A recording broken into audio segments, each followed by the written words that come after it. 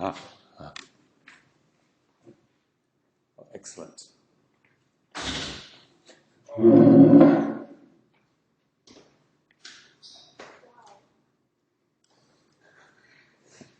Don't go away. Wollen wir die Klassiker einfach Weißwurst frühstücken und sagen Sie, was da genau gibt? Ich glaube, das ist dann alle gekriegt. Okay, so let's get started anyway. We have reached the core of 3 students, and today I want to talk about tries and Patricia tries, which are by themselves pretty obvious data structures, but they lend themselves very well to demonstrating data refinement. So what? If you can find all the Isabel files in all the Isabel developments in those 2 files in the repository. So what are these things? A try, and here starts the difficulty how to pronounce this word.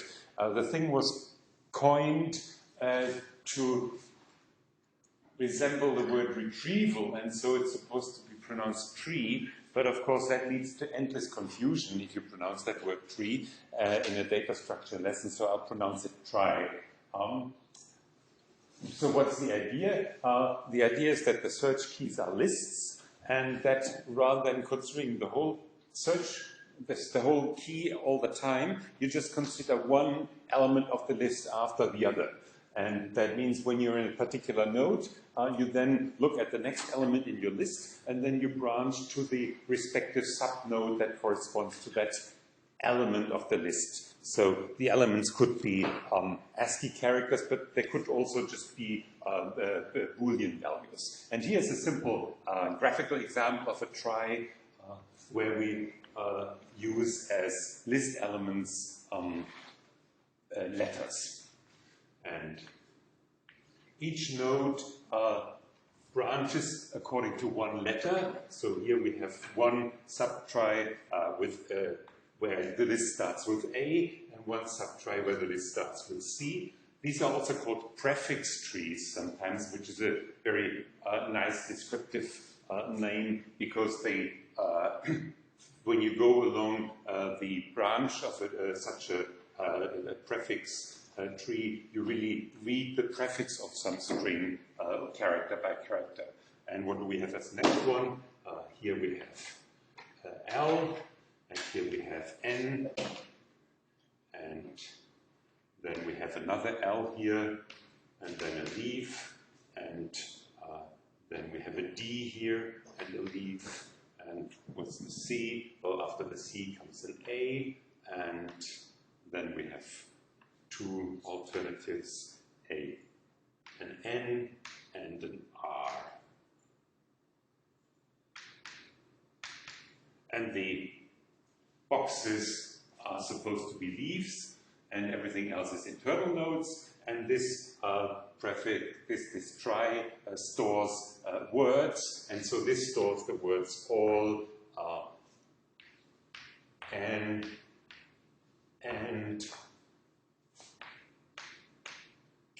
can and car. So all the words you can get by running from the root to a leaf. Well, no, not quite. There's also the word an, and that's not a leaf because that's a prefix of another word, so we need another marker here saying this is also the end of a word, although it's in the middle of the tree. So this is what these tries generally look like. I hope that's intuitive enough. So this is the, we only consider binary tries here, so we're listing, we're indexing by lists of booleans, and later on we will refine this to words in the computer architecture sense.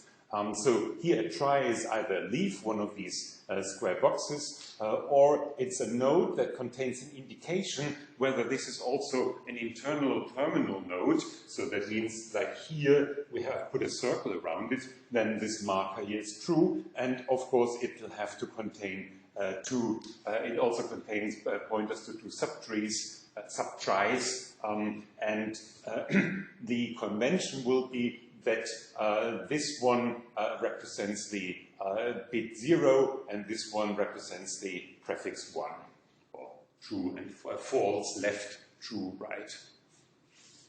So I'm not going to show you a trie index with booleans. They just look the same, except that the edges are labeled by true and false. So what is a Patricia trie? That's simply a compressed trie, where if you have a sequence of edges where there's no branching, then you compress them into one edge. So here we have an example. These two, the C and the A, there's no branching here, so we could compress this into one edge, and similarly here with the LL. And so the trie, the Patricia trie that corresponds to this would look like this. Here again we have the A, then we have down there to the leaf we have LL, then we have N, this is an internal node, and then we have D in the box, and here we have CA, and then the branch according to N and R. So that would be a Patricia trie. And now, of course, you can tell it gets more difficult given some input key to locate the right branch, because now you have to search not just on individual letters like up there, but there could be whole strings in on each edge. So that raises the question: how would you actually represent this mapping at each edge to the subtries? I'm avoiding that question in the general case. We're just looking at Boolean strings, and then it becomes simpler because you just have this two-way branching.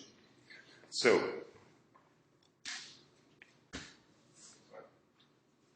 how do you insert another Patricia, especially if I have compressed edge? Then it may, then you may have to split it.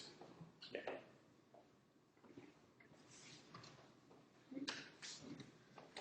So the representation is pretty similar. A Patricia trie has a leaf constructor and a node constructor, where now you have this prefix here, a list of booleans that are shared. That's the shared prefix by all the subtries in here, and this bool here is again just an indication of whether this is also the end of a word already that has a shared prefix with other words down there. So this boolean marker here or here.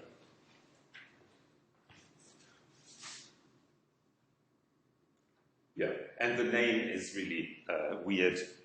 So both of these data structures are very old because they're fairly easy to come up with as an idea.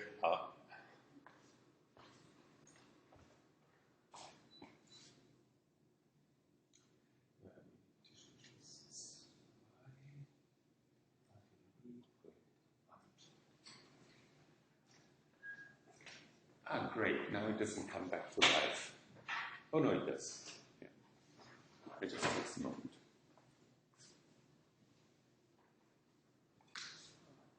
So viel zur Technik. Ich benutze nicht freiwillig jetzt den Projektor, sondern der hier will nicht mehr.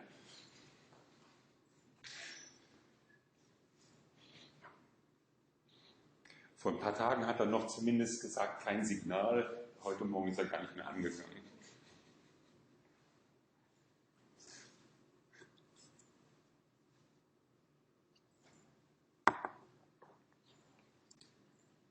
So, as I was about to say, both of these data structures are fairly old. They are from the, I think one of them, the Patricia thing, may even be from the 50s, late 50s, and the other one from the 60s.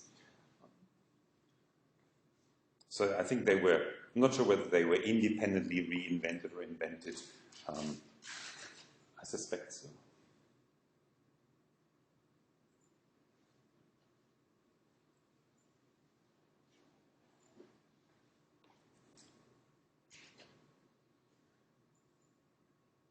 Okay. Projector is back. So let's continue. And what I now want to focus on is this data refinement, as it's called, the transition from the original structure of tries to then Patricia tries and then even further. And so this will be an exercise in data refinement, in the stepwise development or optimization of a data structure. And just very briefly, basics of data refinement is in essence, we have already seen data refinement when we had the transition from the abstract data structure of a set to the concrete implementation as a tree. And now we're taking this further by making this a multi-step approach and also looking at the general situation, not just saying, oh, we have a tree and a set. So in general, what you have an abstract type A and a concrete type C, and you want to implement the type A by the type C, and also the type C typically comes with an invariant, that is only some of the elements of the type C are actually used in the representation, and the invariant characterizes which of the elements are actually used and which are not reachable. And then how do you do this? You have to define an abstraction function that maps the concrete data structure to the abstract data structure, and you have to implement each interface function f on the abstract level by some corresponding function implementation, actually, on the concrete level.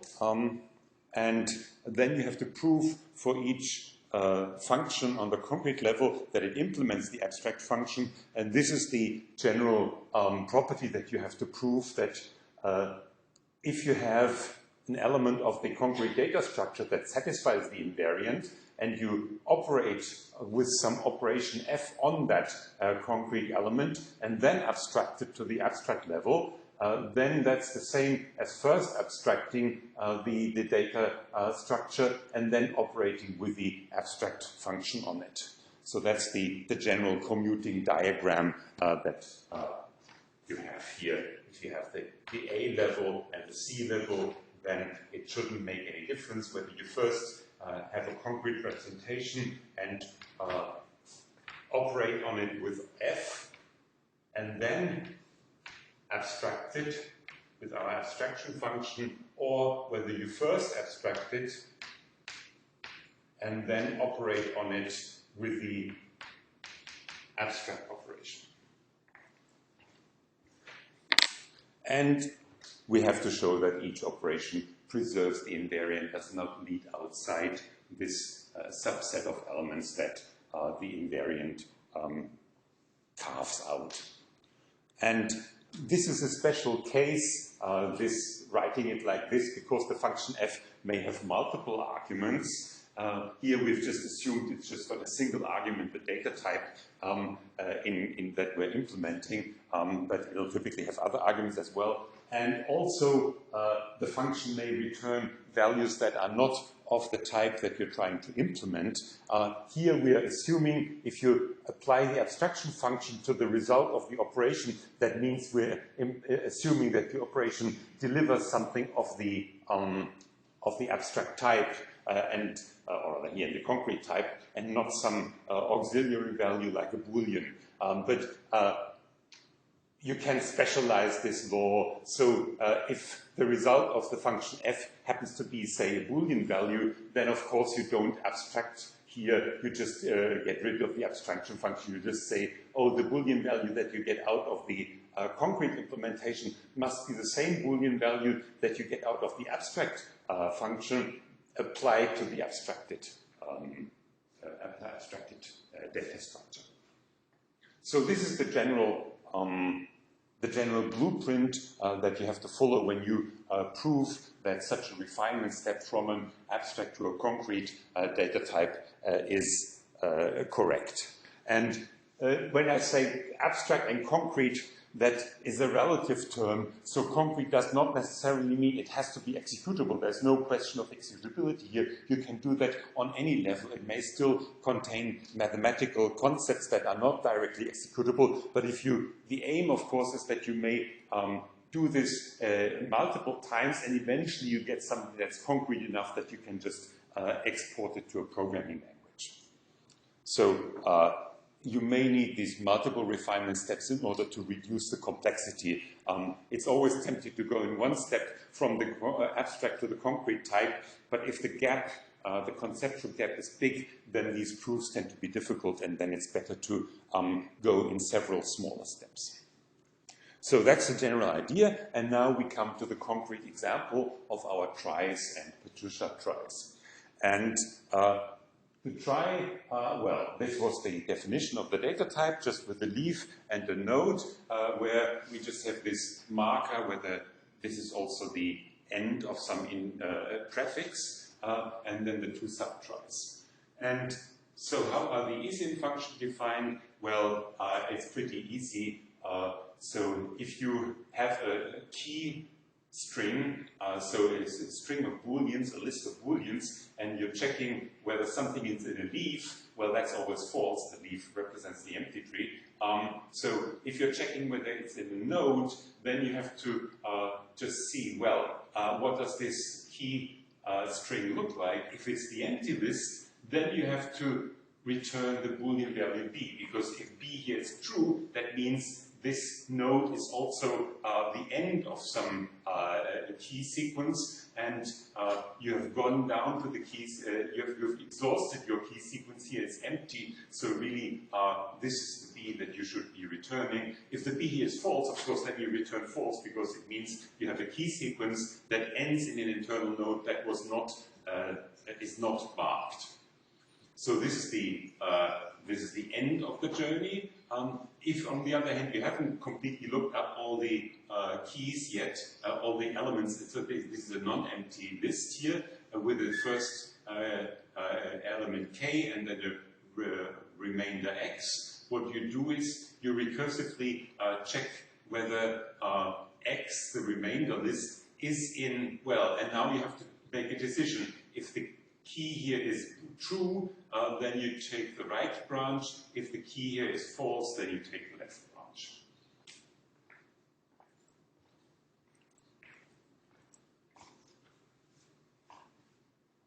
Any questions?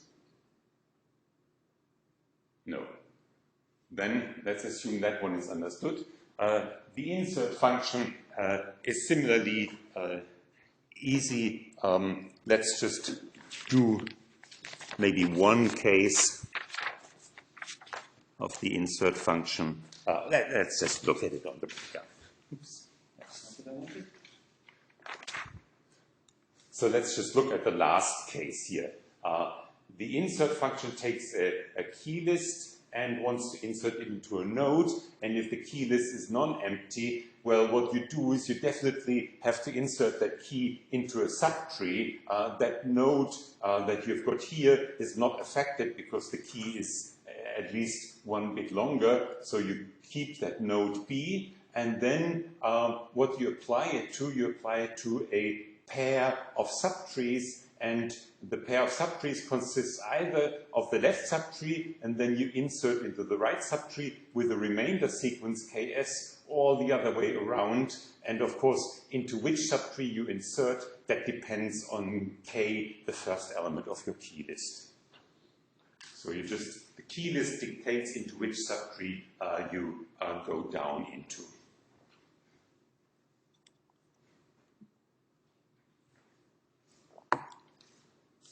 So the try is easy enough, and it's an implementation of a set.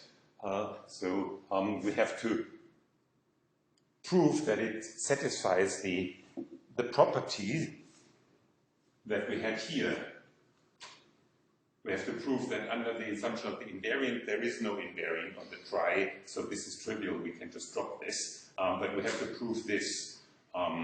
Now, this may look a bit funny, it may look like we should be proving two things, and strictly speaking, we should.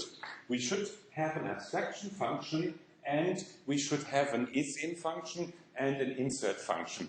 We don't have an abstraction function. Why don't we have an abstraction function for our try?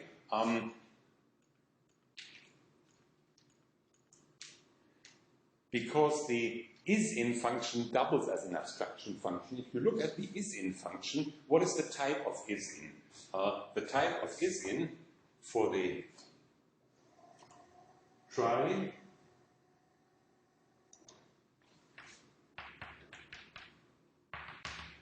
would be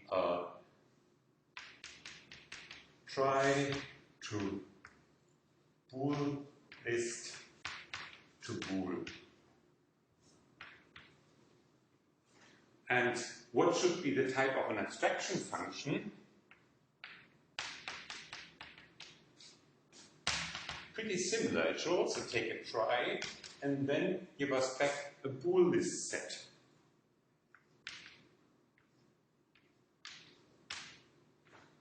Because it maps the try up to a set. And in this case, the set contains the elements which are its booleans. Now, this is almost the same thing. A set of something or a function of that something to bool. This is just the predicate representation. This is the set representation of the same thing. And so we have taken a shortcut here. We didn't define both an abstraction function, we just reused the is-in function. That was simply for convenience. In general, that's not recommended because it could be that the abstraction function is mathematically quite simple, but this is-in function could be some complicated algorithm, and then you don't want to replace the simple mathematical function by some complicated algorithm that will just complicate your proofs. Here, we did it for simplicity, and therefore that means we don't have to prove anything about the relation of is-in and under the abstraction function, because is-in is the abstraction function, and we only have to prove the law for the insert. And so now let's see why is that an instance of the law that we should be proving. So in general, what we want to prove is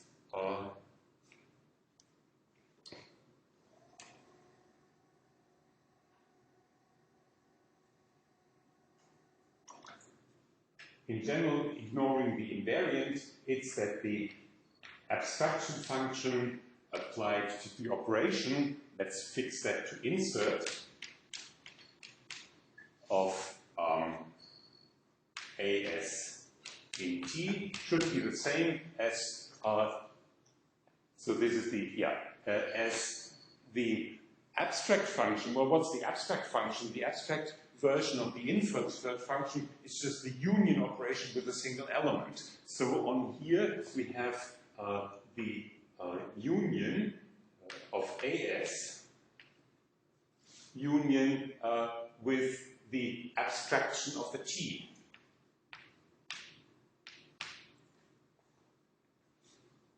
This is what we really should be proving. But now remember, we have, instead of the abstraction function, we have just used the is-in function. So that's why on the left-hand side we have the is-in. And since is-in requires another argument, namely the element bs that you are asking whether it's in there, I'm also asking now on both sides. So this has become the same as, or has been replaced by is-in of insert AS T, and then you ask, is BS in there? And that should be the same as asking whether BS is in here, but by simple set theoretic laws, that's the same as asking BS is the same as AS or BS is in there. So that's why we could prove that the original requirement is the same as proving AS equals BS or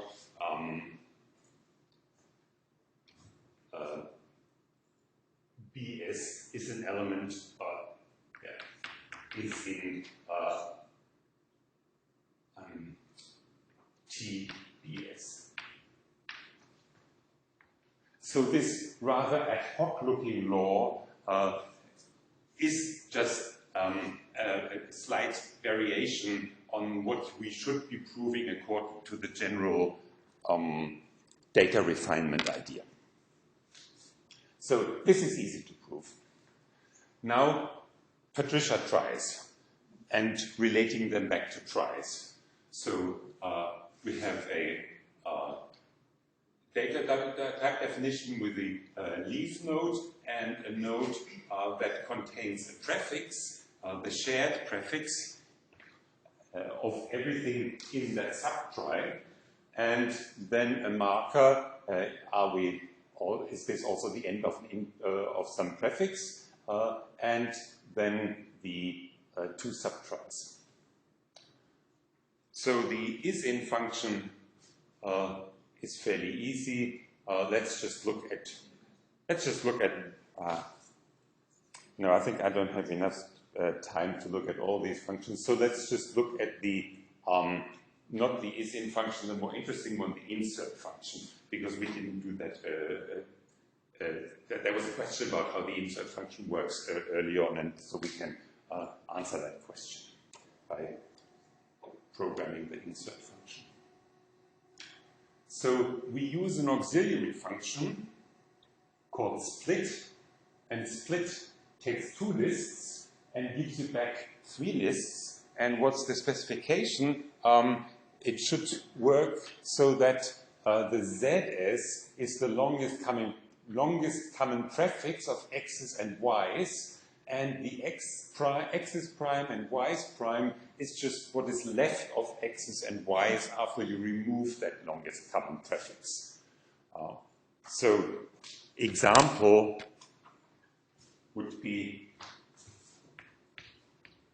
split of I don't know, A, B, and AC.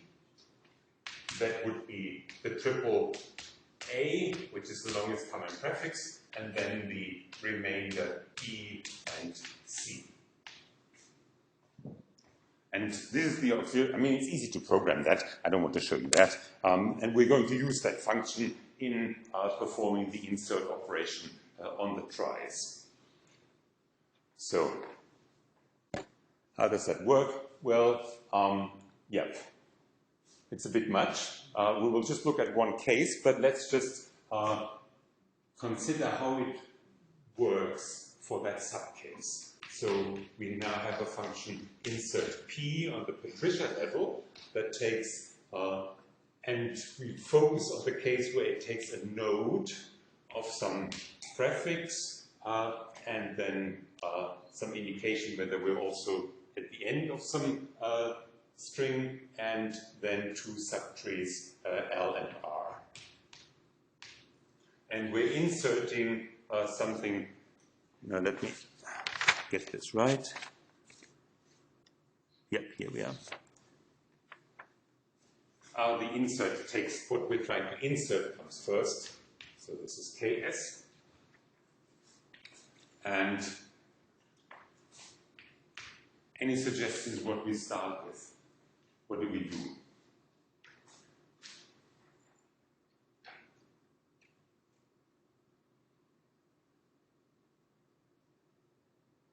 I'm not interested in the program, I'm just asking for the conceptual idea.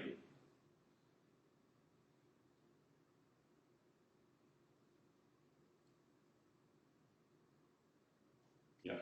I search for the normal prefix between L and R and go to that side of the try. And then split the corresponding list and go to that side of the try and yes. Can you be a bit more precise? What arguments do you call split with?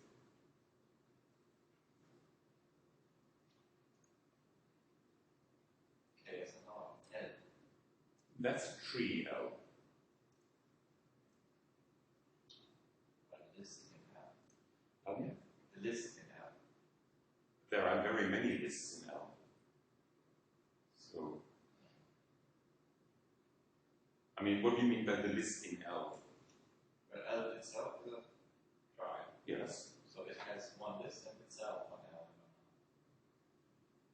look at the definition of what this is. What a trie is. So, what do you mean a trie has a list? I mean, this could be this L could be some large data structure. It could also be a leaf node. You don't know.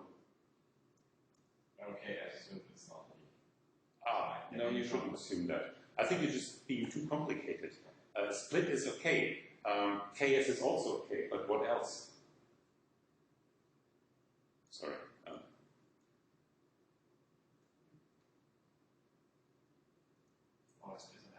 PS. Yes, because PS is the prefix of that subtree we're looking at. So you look, here you have the key, here you have the prefix, and so you're now looking what is the longest common prefix between KS and PS, because that's where we have to have another branch. Yes. Yeah. So we do a case split of, I don't think it should, no, it doesn't, split doesn't take a pair, I'm wrong. It just takes two things, PS, KS, and then we will just look at one of the cases, namely this one.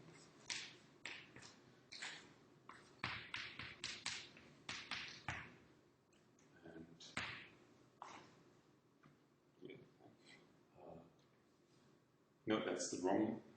I want to do it in this order. I mean, it doesn't matter which order. So P is prime. So this, we will get four possible situations. You'll always have some longest common prefix between the two, but then it depends. The list empty here and here, or is one empty and the other non-empty, and all four cases lead to different behaviors. And we're looking at the case where the list that is left over, in the key that's left over after this splitting of the longest common prefix with the longest common prefix with PS is non-empty, but there's also this PS is also non-empty. So that means essentially we have a key and a prefix, and they go along up to some point, they have a common prefix, and they split. And that's where you have to introduce a split into the tree. So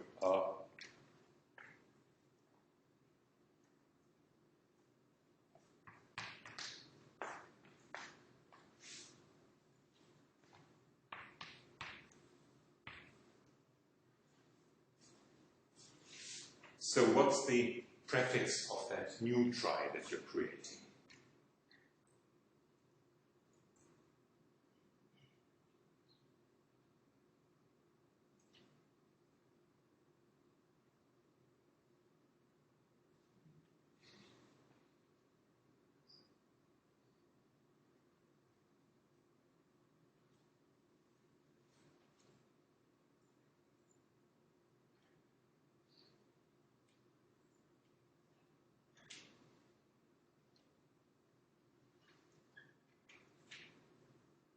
Yeah, the common prefix. That's the common prefix. That much is still there, so we should maintain that compression. And now, how about the B? Is this the end also of a string, or is that doesn't? Yeah, true. No, it's false. Yeah. So when do we get a true here? In which of these cases? Can you tell me? What do we have to have here and here in order to get a created node with a true? If one list is empty. Which of the two? If the PS prime is empty. No, if the key list is empty, because then you're inserting a key and you've really got to the end of it. You've completely exhausted the key list. That means you're now inserting a key that terminates at that point, and then you have to set this to true. I mean, it's in one of the other cases. You may also set it to true because it was set to true earlier in one of the other cases, but to really creating a new true node would be only once you've exhausted the key list, because then you're at the end of the key. Yeah. But shouldn't, if we add a node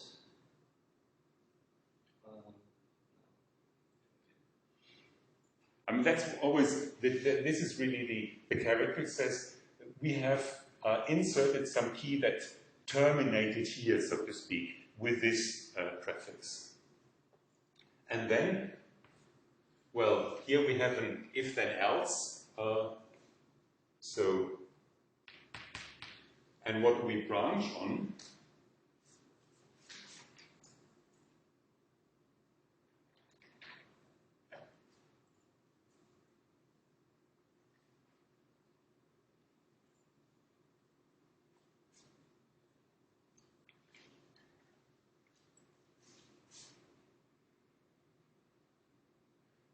Okay, then I'll put it there. If K, then it's one pair, and otherwise, because you have the left and the right subtree, and otherwise it's the other pair. So what I could introduce it with a let. So that TP equals something and TK equals something. The P and the K are obviously reminiscent of the this part and this part here. So we will create two nodes, and then we will something, and TK is also a node with something, and then we will either use TP, TK, or the other way around, TK, TP. And this is why we're asking about K, and then if K is true, then we get this one where the true case is always on the right. So the K is the one where the key leads into, and the P is the one where this remainder leads into. And it doesn't matter, you could also branch on P instead of K, but then you would have to swap the two cases. Because we know that P and K must be different, otherwise they would be part of the prefix, and so P is just the negation of K's. So what is the, let's first look at this one. What is the node that we create for the key subtree? What does that look like? Which prefix will that contain?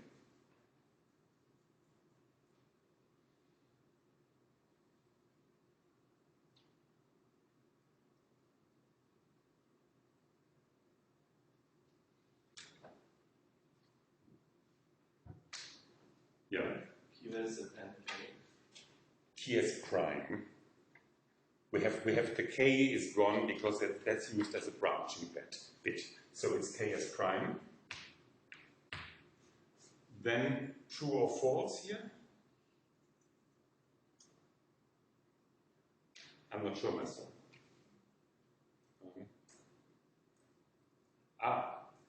Okay. That's interesting. Yeah.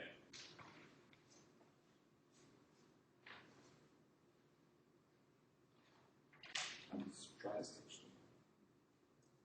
I have a question. Oh, I'm in the wrong one. Yeah.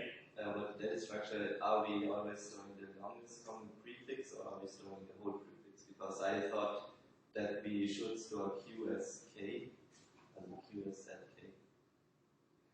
We're not storing in each node the complete prefix from the root, but only what is left. So here, if you look at this try, well, you can't. Oh yes, you can. Here you can see it.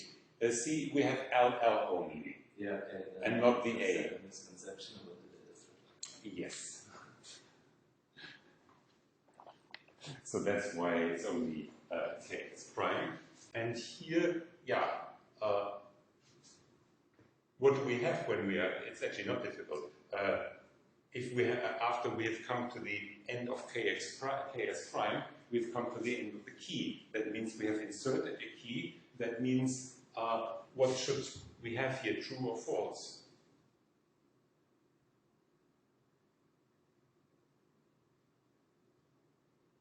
Yeah, true, exactly. Yeah. And what do we put in the subtrees?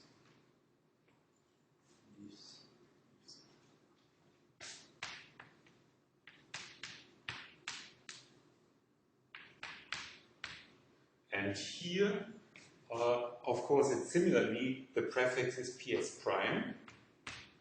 And what do we put in the subtrees? Oh, well, first, yeah, it's for. Oh no, it's not. No. Yeah, what is the flag and what are the subtrees? Yeah. The flag is B and the subtrees are L and R. Right. So because we have we have a branch in the middle of this prefix, but the rest of the prefix still leads into this situation. So we still have a B here, and we still have the LR here.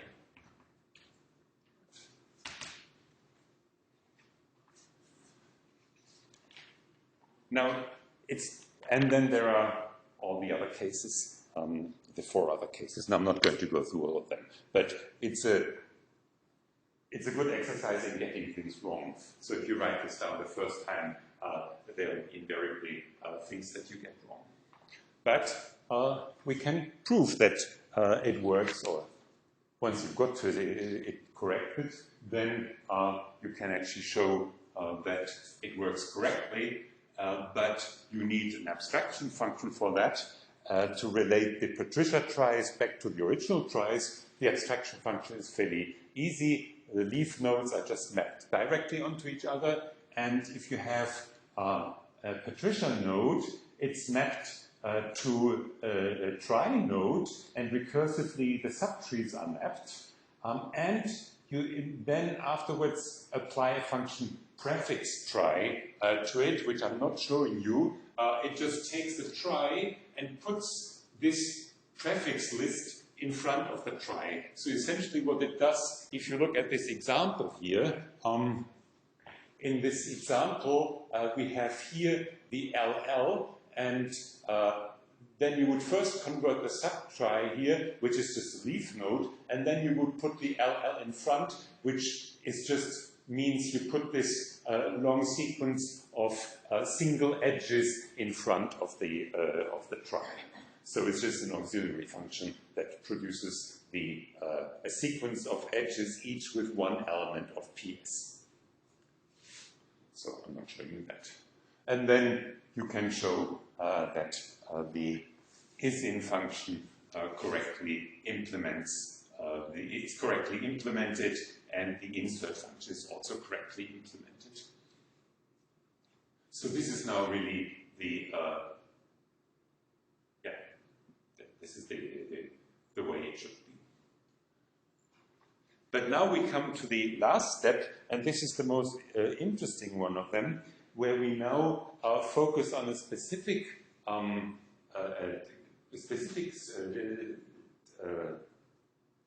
Boolean lists, namely lists that represent words, 38-bit words or whatever, it doesn't matter, but we just want to store words of a fixed length in our try. And that means that we can represent things much more compactly, because we know there's this fixed length, everything fits into whatever it is, and this is the representation that we're choosing. So we have, again, a leaf node, and then we have this more complicated node. So this W refers to the word, and this more complicated structure has 1, 2, 3, and then this pair field.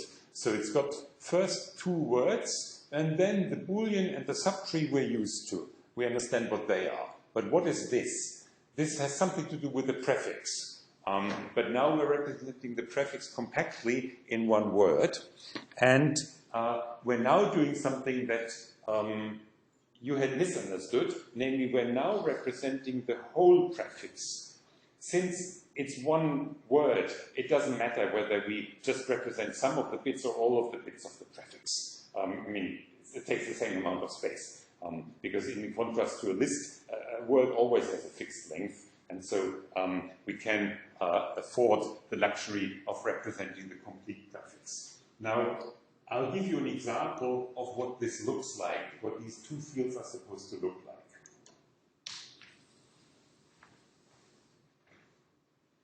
So I'm explaining an invariant on the two fields. So the two fields are that one I call P for prefix, and the second one I call M for mask. And so if you have a prefix, P, what should that look like? What should that word look like? Well, really, here is the prefix, and then everything else is 0. All the leading bits are 0, and we are using a little endian representation, so we will actually, when we go through the word bit by bit, we will go through the word from the least significant bit to the most significant bit. So here we have a prefix of all the words that are in this, subtri have to start with this prefix, starting from the least significant bit. And then we have another word, and that's the mask. And the mask looks like this. And exactly where the prefix ends, it has a single 1 bit.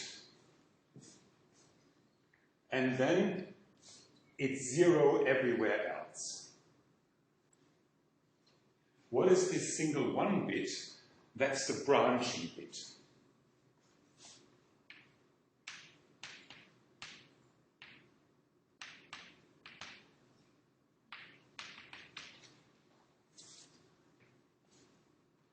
Because this is supposed to be the coming prefix, and then this is the position where we are now distinguishing whether you go into the left or to the right subtree. And you have to somehow encode that information. We didn't need that information earlier because we had lists, and lists have a length, and it differs depending on how long the list is. Now everything is just a word, so you don't know how long this prefix is. And you can't search for the first one either because the prefix might have a 0 here. So you really need some information about where is that branching bit. How long is the prefix? Essentially, that's what this bit encodes. And then we'll use bit twiddling to perform the necessary checks. But this is the invariant you should keep in mind, what the two fields, the first one is the P field, the second one is the M field, what they should look like. And then, depending on this intuition, we can figure out what the operations are supposed to do that operate on this data structure. And in addition, we will have a function to-bit list that's part of the word library that takes a word of some length and gives you a list of booleans. So that's just a library function that we can use in, not in programming. We don't want to program with this function. This is just a function that relates our words into bit bool lists. We don't want to do that. We want to operate on the word level. But this function is necessary to write the abstraction function from the word level to the higher level of our tries, or Patricia tries. And so this is the one I want to look at with you. The is-in function, and where is it? Here we are, yep.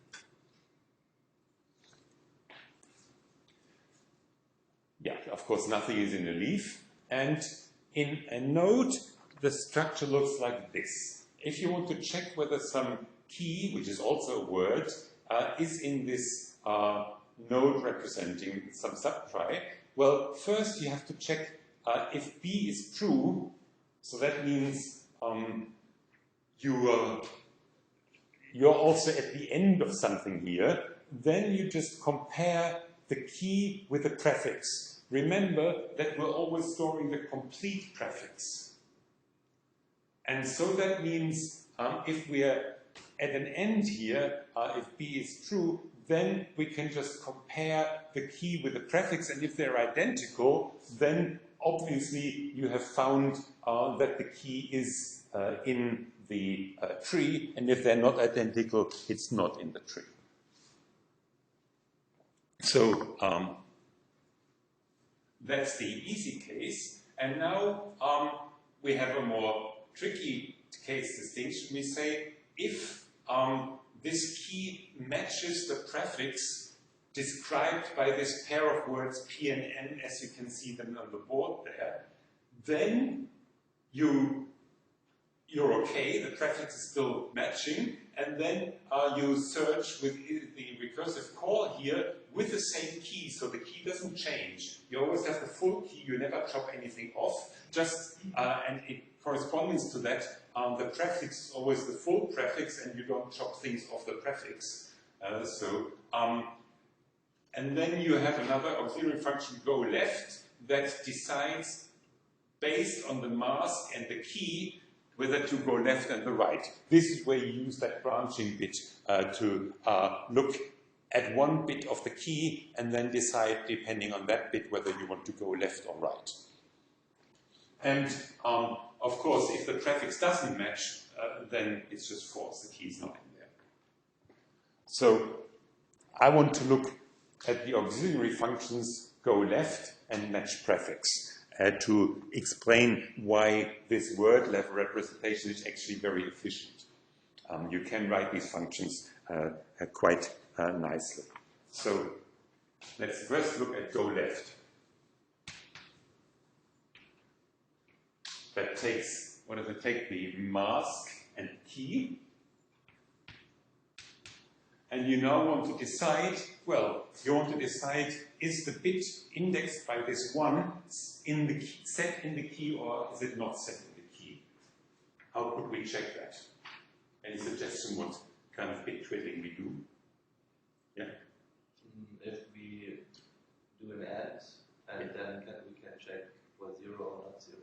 Yeah. So you want to go left if it's 0 and right if it's not 0. So we can just check 0 equals the AND between the mask and the key. So this is the, in our word library, this is the infix word AND operation. So that's all there is to it.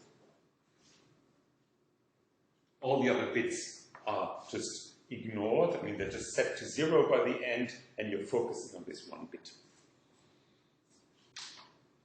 More interesting is the, or a little bit more tricky, is the match prefix.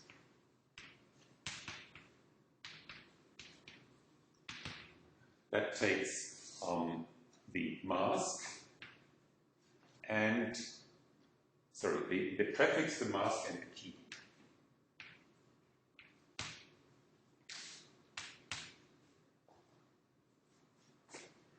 So now we have the challenge that we want to check whether some given key is the same on that range up to the 1.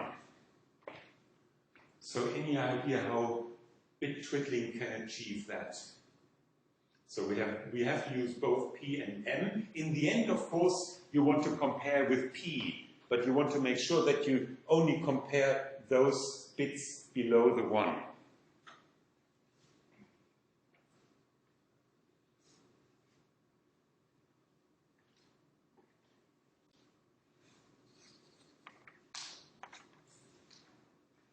So I'll give you a hint. It's defined by P equals, and now we need to use another function, mask Km.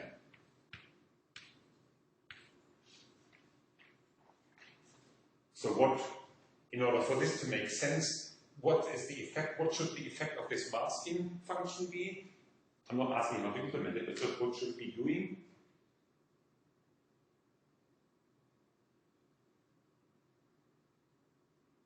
Yeah. It should mask K from like the position where 1 is to the end. Yes, they should all be set to 0. Yeah. Sorry. Yes. Yeah. Yes. Mm-hmm. So how can we achieve that? We can first do an OR.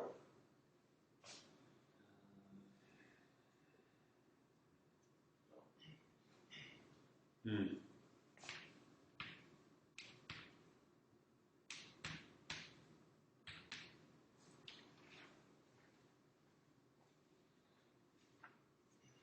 is a bit tricky, but I'll also give a hint. This will be another and, strangely enough. But what's there?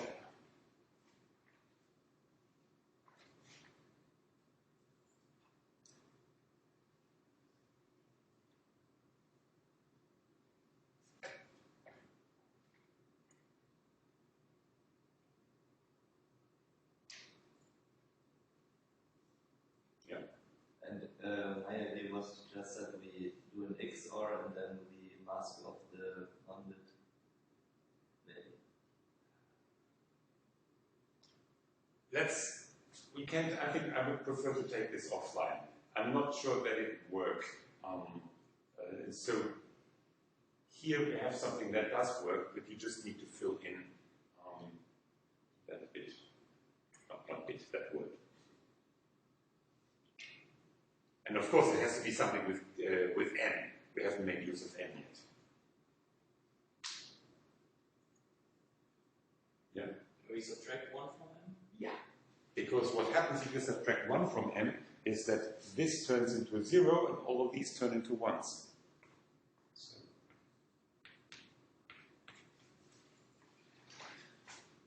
So that's it essentially.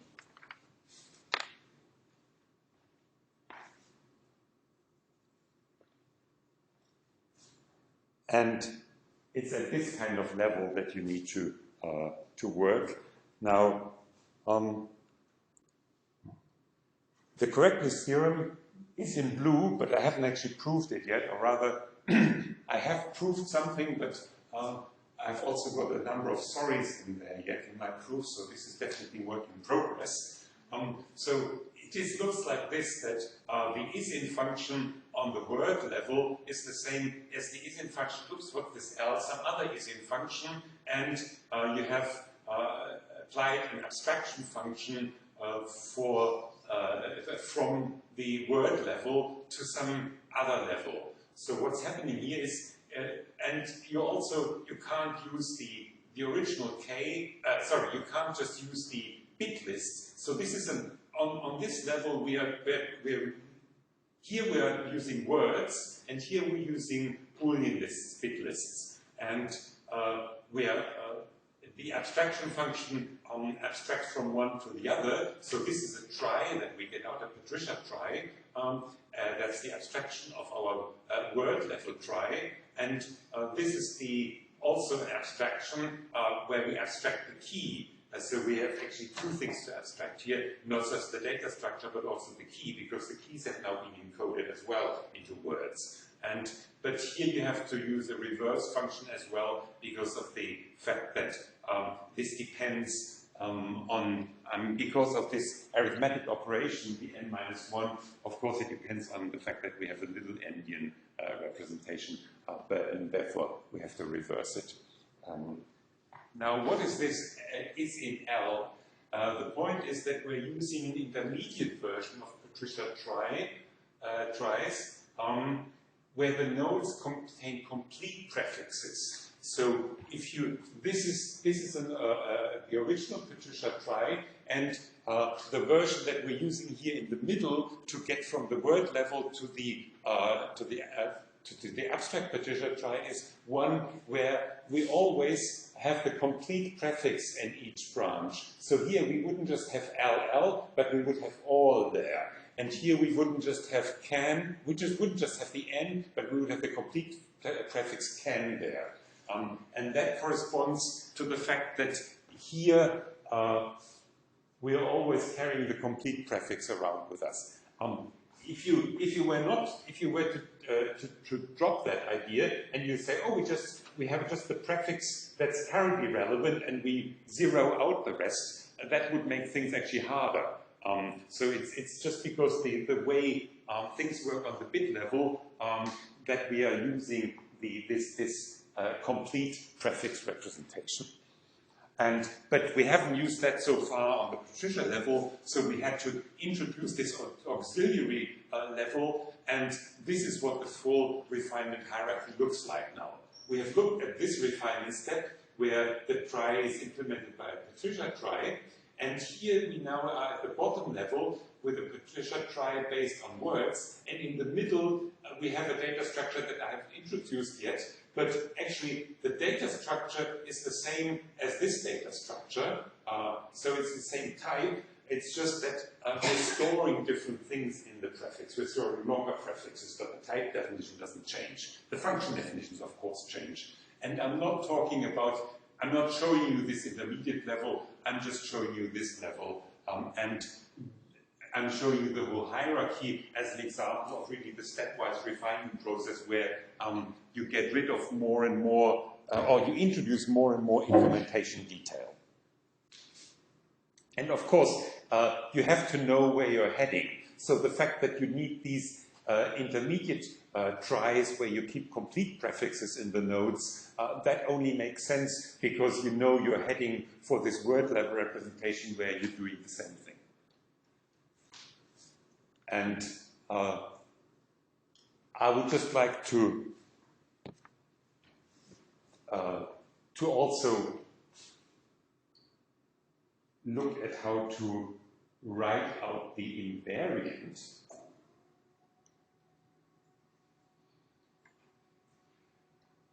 So you can see I'm only presenting you fragments of code because the full code is just too much, but I want to look at some interesting fragments. And so we have seen some of the code and seen that these operations like prefix matching can be implemented efficiently. Now I also want to look at some of the auxiliary functions like the invariant and the abstraction function. And I think I will just look at the invariant. So how do we this is not a program. How do we define the invariant on these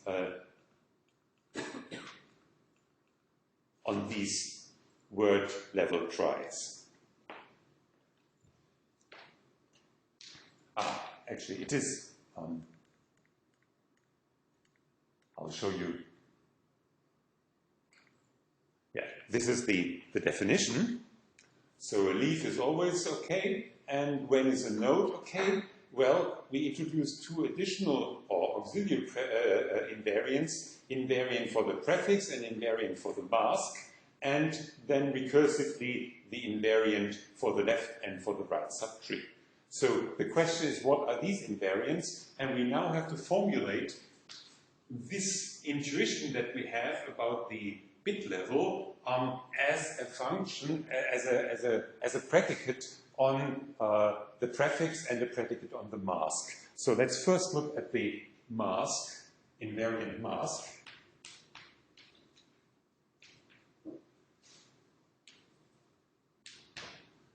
How could you express this? Typically what you do is you will abstract the word to a bit list, to a Boolean list. So you apply the to-BL operator to it, because then you're on a level where you have a lot of theory. Lists are one of these fundamental data structures. You have a lot of list manipulating functions, so it's best to abstract our word into a list representation and then express what we're trying to say on the list level. So to-BL of n. So we should now express that the list that we have is of this form. Any suggestions? A nice way of saying that this list here has this form here.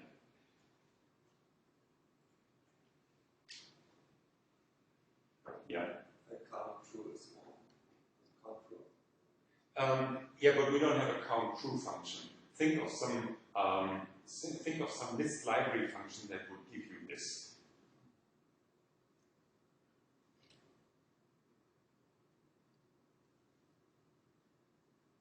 What are the fundamental list library functions that you know?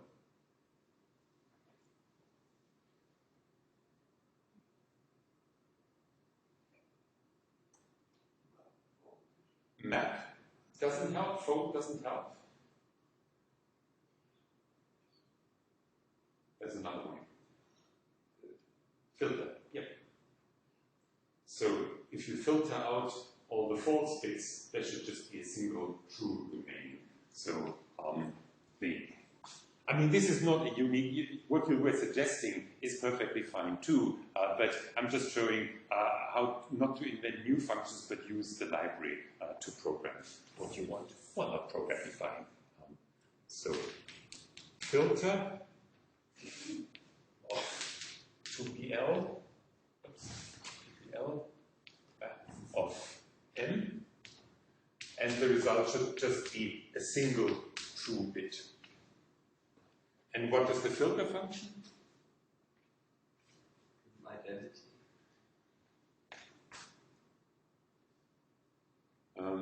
Yes, right. Yeah.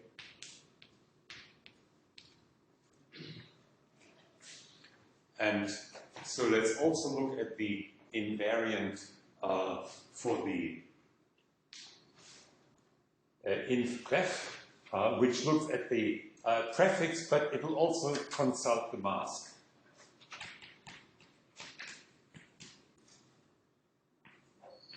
But we're really fixing on the prefix and assuming that the mask does what it's supposed to do because that is required in the other part.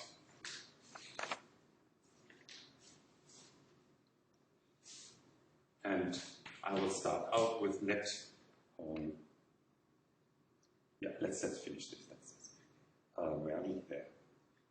Let PS equals to bit list of P and MS equals to bit list of M, and N equals something, namely the length of something. You have to tell me what. And then in, yeah. So what's the idea? We want to check whether our prefix and the mask, basically, whether they fit together.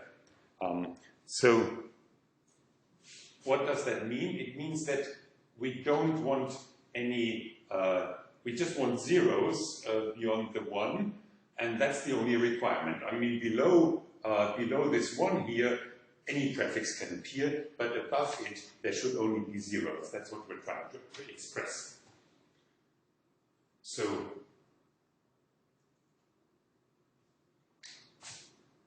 we will get some list that corresponds to this upper part by some computation, and then we want to check that there are only zeros in there.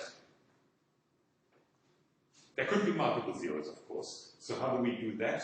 There's a function called set that takes a list into a set. What we're applying it to, that remains to be seen, and what should come out. If the list inside here is that list, then what set should come out? The secret set. Yeah. Okay, so we now have to figure out how to isolate this thing here. I guess if you have a long list and you want to take something, you either take or drop. I have decided that we want to, where is it? To drop. From the original list, the P, which has now become PS.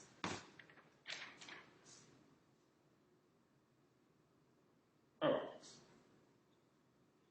I think actually, see, that's my proof is incomplete, and I think what I've got here is slightly wrong.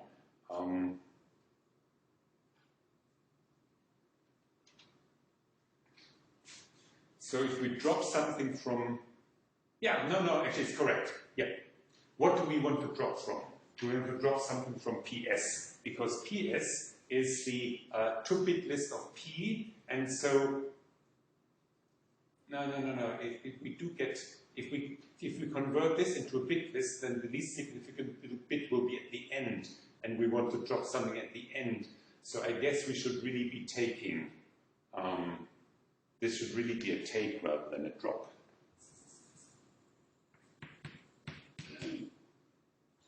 And we want to take, how many elements?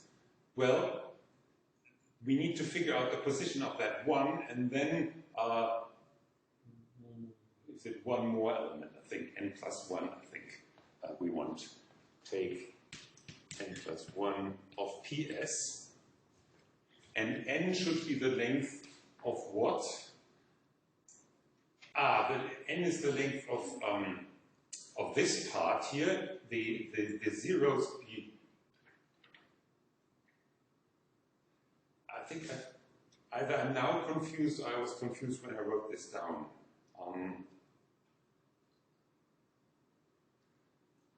We want basically, what we do is, in order to figure out what the position of this one is, we take this list, but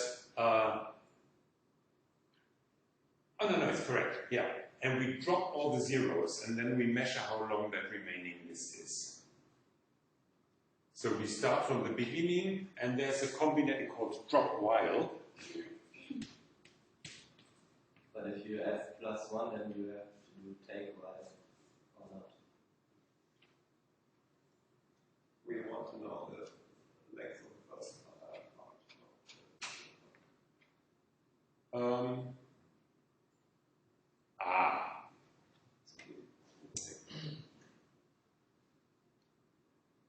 Okay, yeah. Yep.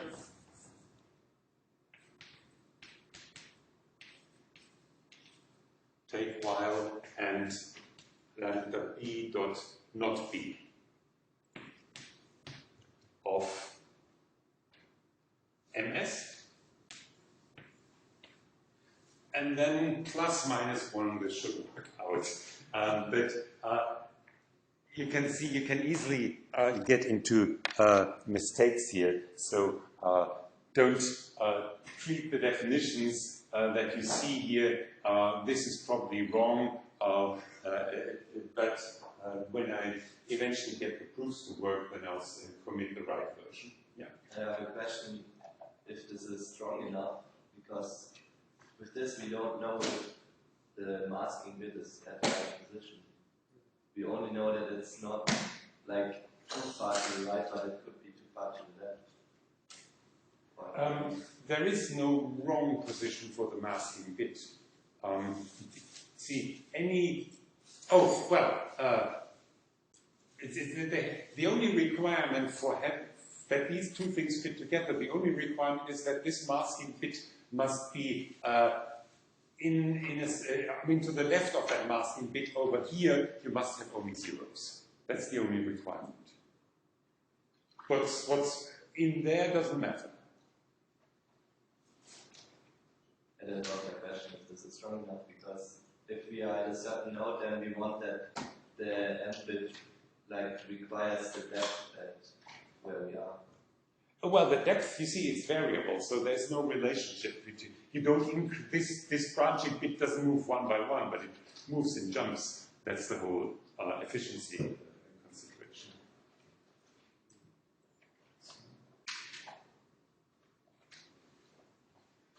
Anyway, I think we're coming to the end because I have to give you time to fill out the evaluation, the online course evaluation, and so that's why I want to stop early today. But of course, so this may not be 100% right. I think it's close to the truth, and I will work on getting it right, and I will commit the right version and correct the slides accordingly. The important point is that you've got the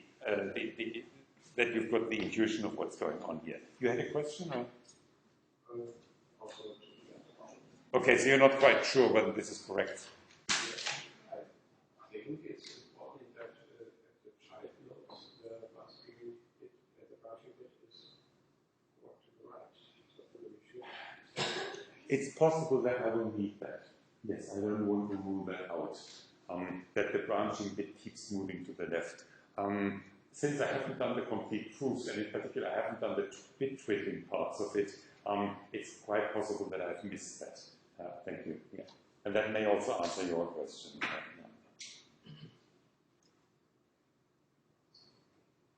So then let's just skip to the end. And I haven't done the insert function either yet. That's another bit of headache. Just the last question it's a fairly easy question. Are there any further space optimizations that we can do on this data structure on the word level? Quite a simple one. And it concerns in the node, where is it?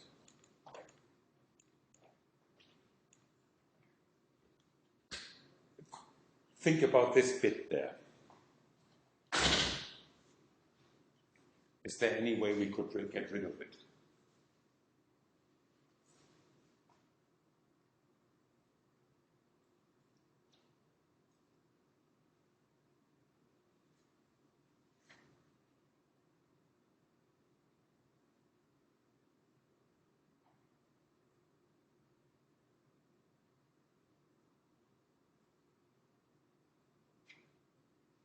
Well, there's always a trivial transformation. Whenever you have a constructor that contains a Boolean field, you can always turn it into two different constructors. One where the value is implicitly true and one where the value is implicitly false. So that's what you can do here, but that's not quite as naive as that, because if the Boolean value is true, you can optimize further. Because then you can drop some stuff for those nodes where the Boolean value is true. Because then we know what these will look like, these subtrees.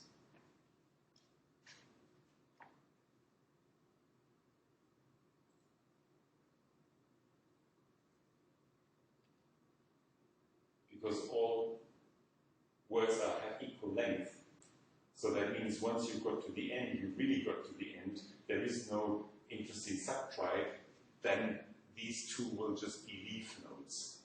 And so this is what you can turn the data structure into. You have three constructors, a leaf constructor, a single constructor that says, oh, I contain exactly that word, and then you have the original node constructor, but without the Boolean bit. So this is the case where the Boolean bit is false, which means you haven't got to the end yet, and there are subtrees. And this is the one where it's true, and you have got to the end.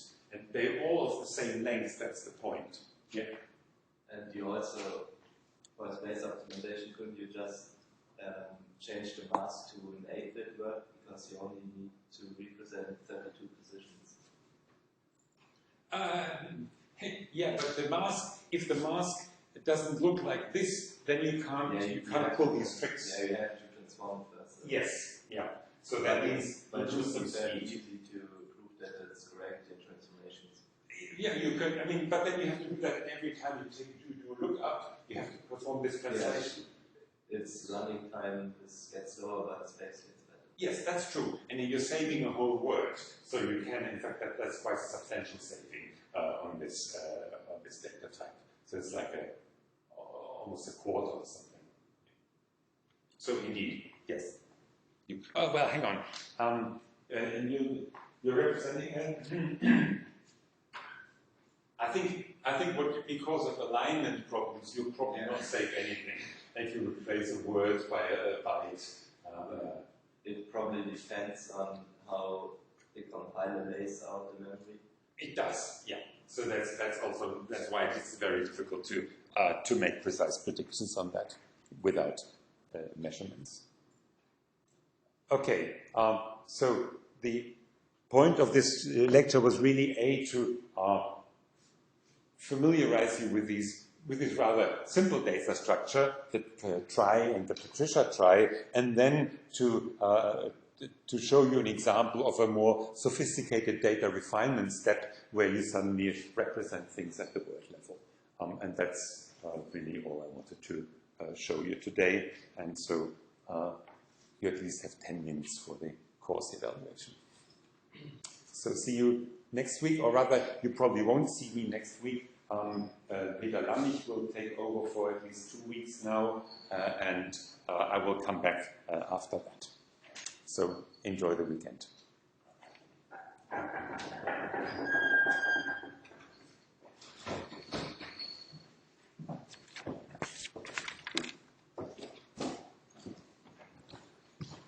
Bei X oder ID, was denn die Idee wäre dann gewesen, Ja. P, X oder M und dann Klammern und dann und nicht M. Und dann wäre es effizienter, weil man keine Subtraktion macht. Das dürfen Sie mir hinschreiben. Dann kann Außer ich wobei das Dekrement ist wahrscheinlich auch nicht so teuer. Aber vermutlich nicht. Dann dürfen Sie es da noch hinschreiben. Wir haben hier Kreide.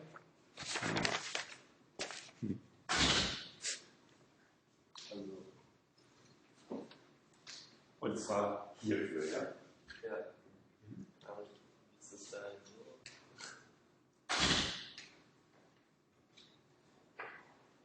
Was ist das? XOR, ich weiß nicht, wie das. Schreiben Sie so. Ja, wahrscheinlich so. Ja.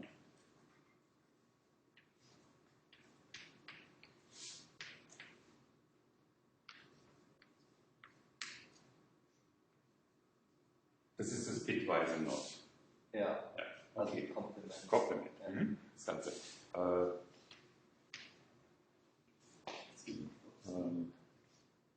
Also da haben wir nur noch das Bit haben Sie 1, nur das Bit 0, alles anderes 1. Deswegen mit dem Enden bleibt dann also.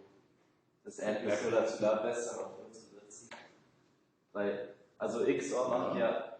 Oh, das ist hier drin. Sehen Sie? Sehr Spaß, wenn Sie da nicht hinlesen. Bei mir ist es so ein bisschen dauert. Man denkt so, man hat vielleicht nicht gescheit gedrückt. P, XOR, N.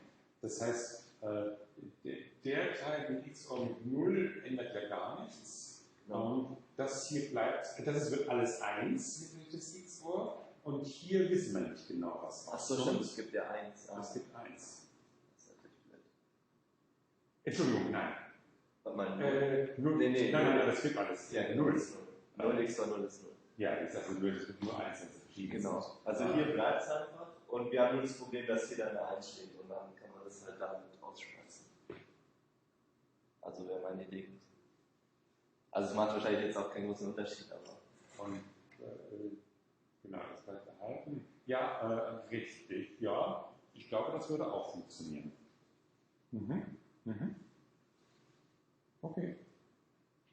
Aber wahrscheinlich ist es so, wenn man das ein bisschen umstellt, wahrscheinlich, dass das gleiche ist. Genau, wahrscheinlich irgendwie. Was macht das hier? Das ist irgendwie. Ja, das ist nämlich gerade, das ist ja sowas wie. Ich frage mich halt so, ob das irgendwie für Beweise besonders gut ist, weil das ist halt irgendwie so ein. Da mischt man irgendwie dann so ein. Das ist eine sehr gute Frage. Da macht man dann auch noch logische Operationen. Das ist irgendwie wahrscheinlich. Das kann gut sein, dass man damit sich Probleme einhandelt. Vor allem, man hat ja auch dann den Fall, theoretisch, dass das 0 ist und dann gibt es einen Underflow und dann ist es, ich weiß nicht, was da passiert, alles 1 wahrscheinlich. Also normalerweise dürfte das Masken wird nicht 0 sein, aber. Eben, genau, das ist die Invariante, die sagt, dass das Maskenbit nicht 0 ist. Insofern muss man den Fall, glaube ich, nicht abfangen. Muss man nicht betrachten, sondern man kriegt dann einfach die Voraussetzung bei den Beweisen durch die Invariante. Aber das ist eine interessante Validation, die, ja genau, was ist jetzt, ich habe keine Ahnung, wie XOR, das heißt doch, natürlich weiß ich das. XOR ist ja, Was ist denn? 0 und dann ist das. Nein, man kann sich das noch, also XOR ist Ach so, umstellen. XOR ist eine Addition und das ist eine Multiplikation. Also diese Struktur mit XOR und AND ist nämlich ein Ring. Okay. Und dann können Sie eben Ring damit rechnen, wenn ich mich nicht ganz täusche. Das heißt, Sie können wirklich P plus M Ja, XOR müsste auch Plus sein, zumindest ist es so mit einbild. Das ist Multiplikation und dann ist es aber, ja, das ist, ja, was ist denn das? Ist das nicht, Not ist doch wahrscheinlich XOR mit 1, oder?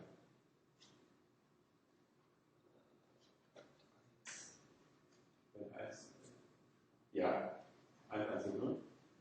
Also wenn der XOR bei einbild ist. Ja. Also der 1-Vektor praktisch. Das wäre dann 1 plus m.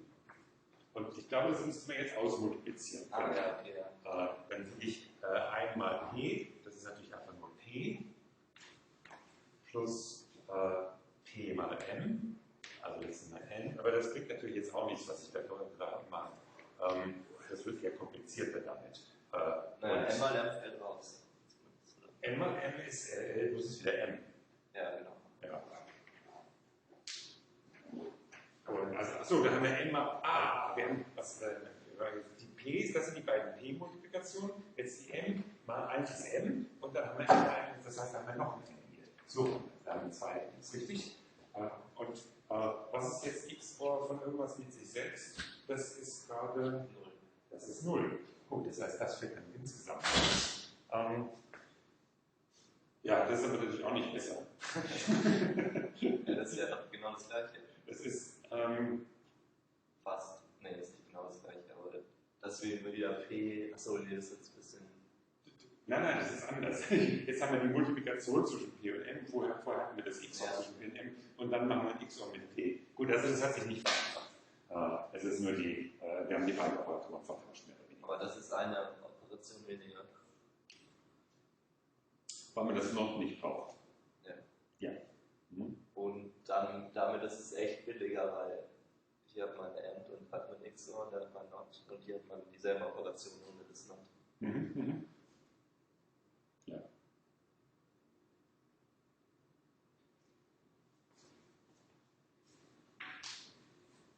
Ja, also ich werde sicher am Wochenende Spaß haben mit diesen Beweisen und dann werde ich auch, also dann ist es hilfreich, diese anderen Alternativen zu haben zu denen hier. Ich glaube, das könnte schwierig sein.